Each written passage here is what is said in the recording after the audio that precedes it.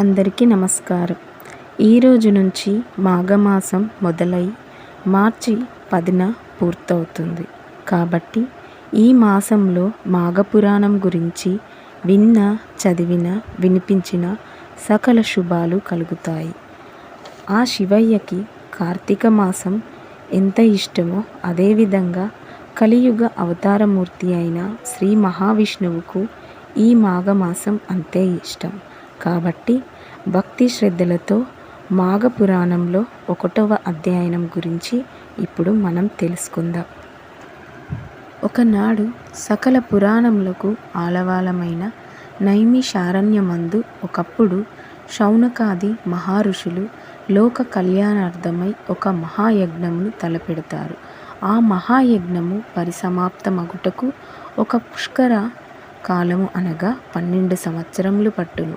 ఎన్ని అడ్డంకులు వచ్చినా ఆ యజ్ఞమును పూర్తి చేయవలనని దీక్షతో శౌనకాది మునులు తలపెట్టి యజ్ఞస్థలముగా నైమిషారణ్యములో ప్రవహించు గోమతి నది తీరమును ఎన్నుకొని ఒక శుభముహూర్తమున యజ్ఞమును ప్రారంభించారు. అంత పెద్ద యజ్ఞమును చూసి తరింపవలనని కోరికతో భరతఖండము నాలుమూల నుండి తపోధనులు ఎందరో వచ్చి యజ్ఞస్థల సమీపమునందు నివాసములు ఏర్పరచుకున్నారు. అచ్చటికి వచ్చిన మునీశ్వరుల్లో బ్రహ్మ తేజస్సు గల శతవృద్ధులు, వేదముల అవగాహన చేసుకున్న వేదమూర్తులు, సకల శాస్త్రములు అధ్యయనం నేర్చిన మునికుమారులు వచ్చి పాల్గొనిరి. ఆ విధముగా మునీశ్వరులందరూ తమ తమ శిష్య బృందములతో పరివారములతోనూ తండోపతండాలుగా యజ్ఞస్థలానికి చేరుకున్నారు. వేల కొలది ఆ ఋషిపుంగవులతో ఆ యజ్ఞస్థలము క్రిక్కిరిసి ఉండెను. ఆ యాగము సకల లోకములకు శుభకరమైనది, పుణ్యప్రదమై 12 సంవత్సరాలు ఏకధాటిగా జరుగు మహాయాగమగుట వలన పురాణ పురుషుడగు సుత మహాముని కూడా తన శిష్య బృందముతో వచ్చేసి యాగాది కార్యక్రమంలో పాల్గొన్నారు. దూర ప్రాంతాల నుండి వచ్చిన ఋషులు సుతులను దర్శన భాగ్యం కలిగినందున అమిత ఆనందం పొందిరి. సుతుల వారి ఆశీర్వాదములతో నిర్విఘ్నంగా యాగం జరుగునని అందరూ సంతోషపడిరి. సుత మహాముని సకల శాస్త్రములు అమూలగ్రముగా తెలిసియున్న మహానుభావుడు. వేదం, పురాణ ఇతిహాసాది సమస్త విషయములందు వారికి తెలియనిది లేదు. అవి అన్నియు వారికి కొట్టిన పిండి వంటివి. వారి ముఖవర్చస్సు నుండి ప్రకాశించు బ్రహ్మతేజస్సు ఎల్లవేళలా నవ్వులొలికించి ముఖ అరవిందము మేలిమి బంగారం వలె ప్రకాశించుచున్న శరీరము వర్ణింపనలవి కానిది. అటువంటి పుణ్యపురుషుడగు సుతమహాముని ఆగమనమునకు స్వాగతం పలికి సాష్టాంగ దండ ప్రణాములు ఆచరించి యజ్ఞం జరుగు ఆ 12 సంవత్సరములో ఎన్నడూ పురాణ గదలు విని తరించవలనని కోరికతో మునిపుంగవులందరూ వేచి ఉన్నారు. సుతుల వారు శౌనకాది మునుల కోరికలను గ్రహించినారు.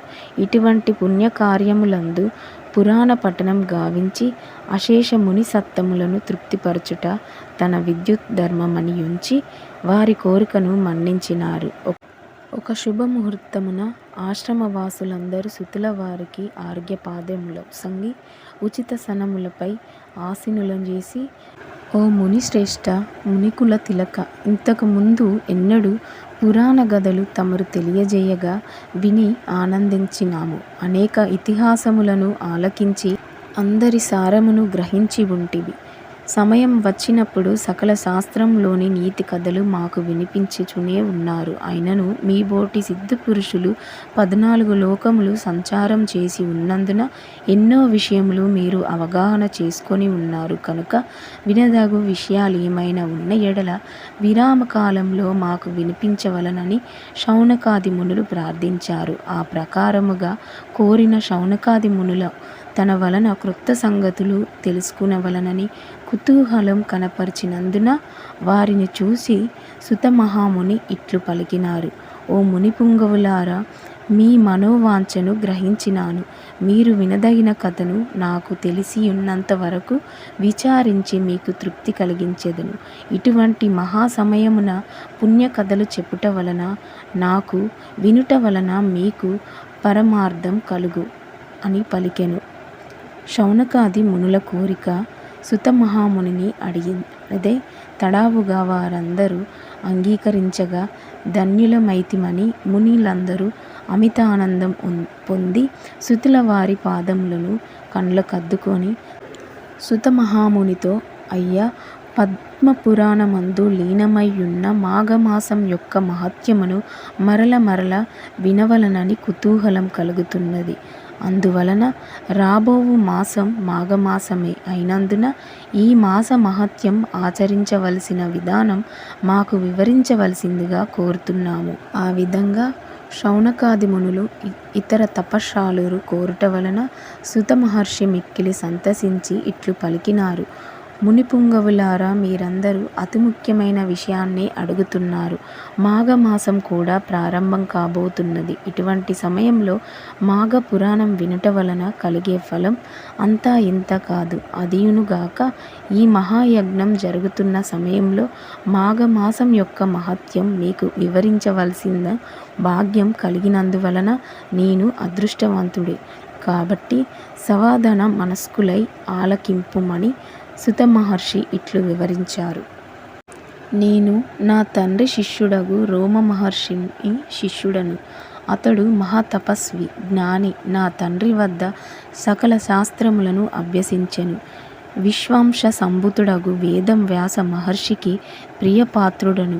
వారి దయవలన నాకు కలిగిన జ్ఞానంతో మీలాంటి వారడిగిన ప్రశ్నలకు జవాబు చెప్పగల శక్తి సామర్థ్యములు కలిగిన వాడినైతిని. నేను తెలియజేయుచున్న నీతిబోధాలు సకల లోకములకు శుభాలు కలుగును. ఈ విధంగా శౌనకాది మునులకు సుతమహర్షి వివరించెను. మాఘమాస పురాణం 1వ అధ్యాయం సంపూర్ణం.